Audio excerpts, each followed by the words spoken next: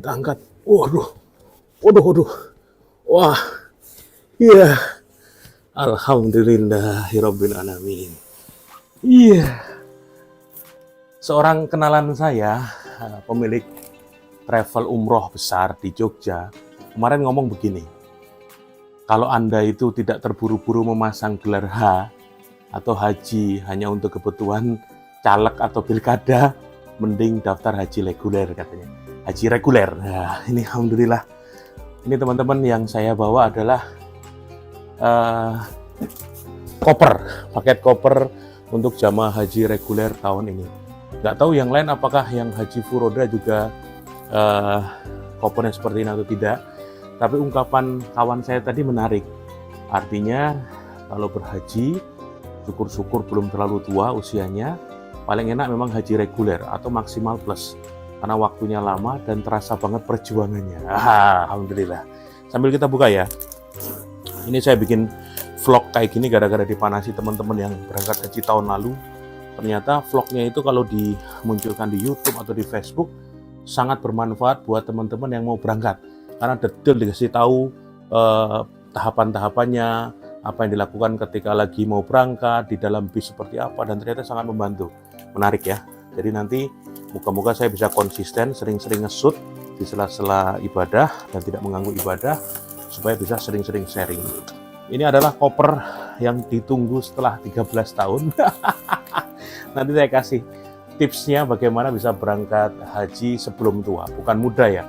Kalau muda mungkin haji furoda punya 500 juta berangkat, punya 400 juta berangkat gitu, tanpa antri. Tapi yang niatnya reguler, dana mungkin belum mencukupi tapi sudah merencanakan jauh-jauh hari bagaimana caranya supaya bisa berangkat haji sebelum tua ya. Kalau orang nyebut tua, lansia di Indonesia kan umur 65. Saya alhamdulillah berangkat pekan depan 5 Juni, kloter 44 dari SOC Solo, dan itu di rombongan saya, rombongan 8 itu saya sama istri paling muda, Masya Allah. Jadi saya dengan istri saya termasuk yang paling muda, ada satu orang lagi yang umurnya 40, selebihnya itu sudah 50, 60, 70, bahkan ada yang 80 tahun. Luar biasa ya. Ini kopernya mantap. Bismillah. Apa saja isinya? Nah, kita lihat nih. Oh, ini adalah Allahu Akbar. Wah, ini dia ini. Koper yang ditunggu selama 13 tahun. Kita buka. Ini sudah pembagian beberapa waktu lalu. Bulan lalu, cuman baru saya buka sekarang. Biar kalian ngevlog, saya dapat ilmu teman-teman. Nah, bismillah. Bentuknya seperti ini. Kalau info dari teman-teman yang berangkat tahun kemarin, ini koper ini lebih bagus dari yang tahun kemarin. Karena ini bahannya sudah kayak bahan fiber ya. Jadi bahannya sudah tebal, kandel. Dan di dalamnya ternyata ada koper lagi. Jadi perjalanan haji ini kalau yang reguler ternyata sangat ketat ya. Mungkin yang plus dan yang lain juga sih. Karena pesawatnya itu sangat-sangat dibatasi, hanya boleh bawa koper besar, terus koper kecil, ada tulisan maskapainya karena besok naik Garuda. Kalau dari Solo itu Garuda semua, yang Saudi itu kalau nggak salah di area Sumatera ya, Saudi. Terus di dalamnya nanti ini kita lihat ada apakah jreng, ada tas paspor. Ini kalau lihat di TV-TV biasanya oleh para jamaah digantung di leher seperti ini. Kalau pergi ke masjid atau pergi ke pas lagi proses selama haji lah, pokoknya selalu dipakai karena di dalamnya ada paspor dan lain sebagainya, dan juga kebutuhan yang sangat urgent gitu ya. Jadi ini koper besar, koper ini yang masuk ke kabin bisa diangkat, dan juga tasnya. Dan ternyata dapat apa ini ya? Nah, ini dapat ini. Ternyata dapat cover Garuda Indonesia. Nah, ini covernya kayak gini. Jadi kelihatan di bandara sama semua. Plus kalau di rombongan itu dikasih pita. Saya rombongan 8, disepakati pitanya ungu. Jadi nanti warna ungu jejer semua. Oke, ilmunya apa Mas hari ini? Bagaimana caranya bisa daftar haji atau berangkat haji sebelum tua. Saya nggak nyebut muda, tapi sebelum tua. Uh, kalau saya, pengalaman saya dulu, waktu itu berangkat haji tahun, insya Allah alhamdulillah tahun ini, tapi 2019 saya sudah dipanggil ke Masjid Agung Sleman. Berkumpul ini jamaah yang akan berangkat tahun 2020. Waktu itu sudah mundur sebenarnya. Saya ingat bulan Oktober 2011, ketika saya daftar haji di Kemenak Sleman, itu berkas saya dimasukkan kotak, ada tulisnya tahun 2019. Saya tanya ke petugas, Pak, itu berarti saya berangkat 2019. Iya Mas, itu nanti ini yang 2019. Ternyata 2019 saya nggak dipanggil, berarti mundur. 2019 akhir itu dikasih tahu akan berangkat tahun 2020. Ternyata ada pandemi, nggak ada berangkat. 2020 tidak ada jamaah berangkat, 2021 tidak ada jamaah berangkat. Nah, 2022 kemarin saya udah seneng nih, dipanggil lagi. Wah, ini calon jamaah, siap-siap manasik lagi selama berbulan-bulan. Nah, tiba-tiba ada pembatasan. Kuota yang harusnya rata-rata 221.000 kalau full, itu hanya berangkat 110.000 tahun kemarin. Dan nama saya ternyata muncul di cadangan nomor 3 di kecamatan. Ibu saya nggak lolos karena usia ibu saya lebih dari 65 tahun, maksimal dibatasi usia 65. Istri saya juga nggak masuk karena tahun 2020 pernah mengajukan mundur karena sedang hamil, minta mundur 2 tahun. Jadi kalaupun tahun lalu saya berangkat, itu akan terpisah dengan ibu saya dan dengan istri saya. Atas izin Allah, alhamdulillahirrabbilalamin, tahun ini ternyata kami bertiga dipanggil. Dan nomor porsinya urut, saya dulu, istri sama ibu, dan insya Allah berangkat. Akhirnya sudah manasik setahun ini, persiapan dari bulan Oktober tahun lalu, insya Allah kita berangkat. Kami berangkat nanti 5 Juni. Langsung ikut gelombang 1 ke Madinah dulu, baru ke Mekah. Sementara yang rombongan Jogja itu mayoritas masuk gelombang 2. Ke Mekah dulu, langsung umroh, baru nanti selesai haji mereka ke Madinah. Gak apa-apa, semua disyukuri. Yang mau ke Madinah dulu atau ke Mekah dulu, semua disyukuri. Yang penting berangkat. Nah, teman-teman semua, sekarang pendaftaran haji itu bayarnya 25 juta. Kalau teman-teman sudah niat pengen berangkat haji, ada dana, segera daftar sekarang. Berapapun umurmu. Walaupun antriannya, infonya kan sampai 30 tahun, ada yang sampai 32 tahun. Wah, ini gimana Mas? Umur saya sekarang 40, nanti berangkat 70, enggak masalah. Dipikir carry, yang penting daftar duluan. Termasuk tahun ini kan ada kebijakan haji ramah lansia. Ternyata banyak lansia yang dipercepat. Dari 229.000 jamaah tahun ini, 31% atau 67.000 itu lansia. Jadi banyak lansia yang dipercepat, yang dimajukan berangkatnya. Jadi teman-teman berharap moga-moga nggak sampai 30 tahun, tapi nanti bisa berangkat lebih duluan. Terus kalau sudah daftar, disimpan kan nomornya tersebut. Nah, silahkan ikhtiar lagi, jualan lagi, kerja lagi, cari rezeki lagi. Kalau nanti punya uang 60 juta, daftar Haji Plus. Itu antriannya hanya 6 atau 7 tahun. Nah, terus yang reguler ditutup, nggak usah. Regulernya biaran saja. Kalau ternyata kita benar bisa berangkat dalam 7 tahun dan selesai udah haji, berarti kan wajibnya sudah, rukun Islamnya sudah selesai. Nah, nomor antrian itu bisa kita wariskan kepada anak kita. Tahun ini di rombongan saya ada 2 orang yang berangkat itu dapat warisan porsi haji. 1 karena bapaknya meninggal dunia, 1 lagi karena bapaknya punya penyakit, tidak istiqoah, tidak mampu. Sakit yang tidak bisa memungkinkan untuk berangkat haji, yang berangkat anak perempuannya. Jadi porsi haji itu bisa diwariskan. Teman-teman ikhtiar, moga-moga bisa berangkat haji plus 6-7 tahun. Dan insya Allah nanti yang reguler tetap bisa dipakai oleh anak kita gitu loh. Apalagi mau merencanakan anak berangkat duluan juga bisa. Nah, ini sudah dilakukan beberapa kawan saya. Syarat untuk daftar haji itu 12 tahun. Jadi yang sudah lulus SD itu langsung didaftarkan haji. Usia dia 12 tahun, misalnya nanti antrian 30 tahun, nanti umur 42 dia berangkat haji. Dan itu hadiah dari orang tua. Dan kita ngasih hadiah buat anak-anak kita. Saya ngobrol dengan istri pun sudah diniatkan, insya Allah nanti kalau anak saya, Saki itu sudah lulus SD, maka langsung kita daftarkan haji.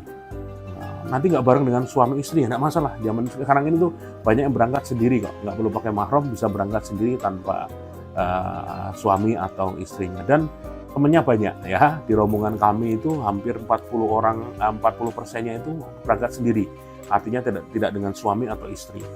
Yang pasangan lebih banyak 60%, tapi nggak masalah, yang penting bisa berangkat dan bisa memenuhi menjalankan rukun Islam yang kelima ini. Terus lagi, apakah boleh pakai haji furoda? Boleh, kalau teman-teman punya dana, tapi mahal sekali ya, misalnya 400 juta, itu tanpa antri. Cuman memang harus tetap waspada, jangan sampai ketemu travel-travel yang tidak amanah. Karena tahun lalu tuh ada kejadian, banyak yang sudah store ratusan juta, tapi ternyata nggak berangkat, ditipu sama travelnya atau visanya nggak keluar. Jadi kalau nasihat dari para pemilik travel maupun mereka yang sudah haji duluan, yang disarankan adalah maksimal itu haji plus, karena ditanggung oleh pemerintah. Visanya dijamin oleh pemerintah. Ya, berangkat 30 hari, kalau haji reguler itu 40 hari. Dan semua diniatkan karena Allah. Jangan hanya pengen dipanggil gelar haji, hanya bisa sombong buat apa sih, nggak zaman gitu loh. Nggak usah nama haji gelar dipasang. Kecuali ya tadi, niatnya memang untuk menggalang massa di pilgub, pileg atau di pilkada, kan butuh gelar supaya dianggap wah muslim. Enggak lah, kalau kita nggak butuh seperti itu, jalankan rukun Islam yang kelima dengan baik, dan insya Allah semoga menjadi jalan kebaikan. Begitu teman-teman, sharing bagaimana untuk bisa berangkat haji sebelum tua. Jadi kalau sekarang punya dana, segera daftar haji ke Kemenak. Setorannya nanti ke bank syariah, habis itu bukti storenya dibawa ke Kemenak, lengkapi berkasnya, nanti kalau sudah dapat nomor porsi haji. Semoga segera bisa berangkat semua nyusul. Wes ya, sudah ya. Oh ini tak angkut dulu. Wah. Jos kados. Assalamualaikum warahmatullahi wabarakatuh.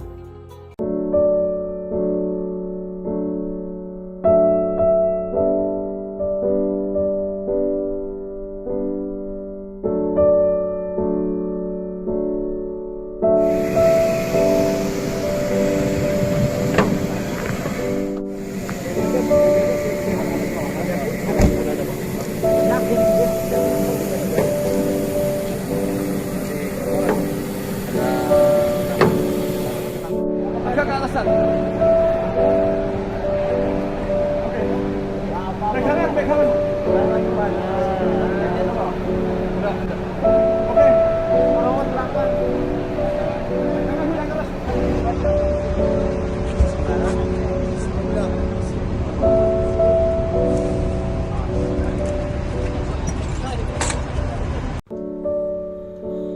Bekal akhirat belum cukup. Setiap akan melakukan perjalanan, kita biasanya menyiapkan bekal yang dianggap cukup. Untuk perjalanan 43 hari saja yang kami bawa sampai 2 koper penuh. Dari pakaian, makanan, obat pribadi, hingga alat mandi. Pokoknya diperkirakan selama safar semua tercukupi. Ini baru perjalanan di dunia yang sifatnya sementara, hanya hitungan hari dan bulan saja. Pernahkah kita merenung bagaimana bekal kita di perjalanan akhirat nantinya? Perjalanan panjang, tak bisa pulang ke dunia dan pergi selamanya. Bekal utama kita adalah pahala kebaikan dari amal soleh yang selama di dunia kita kerjakan.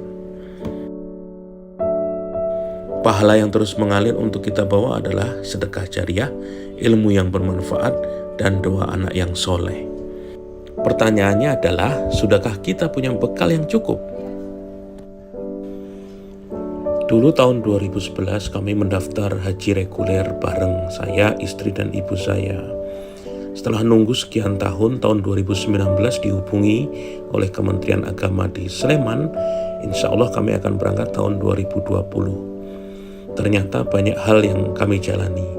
Istri saya mundur karena hamil anak kedua, dan ternyata terjadi pandemi sehingga tahun 2020 dan 2021 tidak ada pemberangkatan. Tahun 2022 saya menjadi cadangan di kecamatan nomor 3, sedangkan ibu saya tidak lolos karena usia dibatasi 65 tahun. Jadi kalaupun saya berangkat, saya harus berangkat sendiri tanpa ibu dan istri saya. Tapi alhamdulillah 2022 Allah mengaturnya dengan luar biasa, sehingga saya, istri dan ibu bisa berangkat bersama insya Allah tahun ini. Semoga ini menjadi sebuah inspirasi buat teman-teman yang berniat berhaji. Siapkan bekal yang cukup, direncanakan dan diikhtiarkan dengan cara yang benar.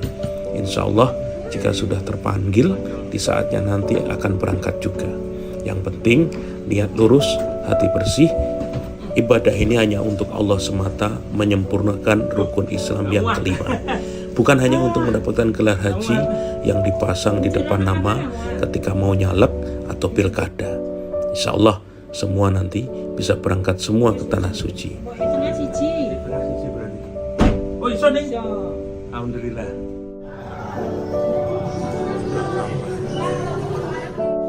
Al-Quran Mushaf Niaga dilengkapi dengan hadis-hadis amal niaga dan bisa dicetak namamu, bisa dipesan di Cokis terbitan bareng Cordoba. Semoga menjadi ilmu bermanfaat. Jadi ini Quran terjemahan, di bawahnya tuh ada amal-amal niaga dan hadis tentang niaga. Ada terjemahan lengkap dan tiap halaman ada amalan niaga, cocok buat para wirausaha pebisnis agar selama berbisnis tidak melanggar aturan agama.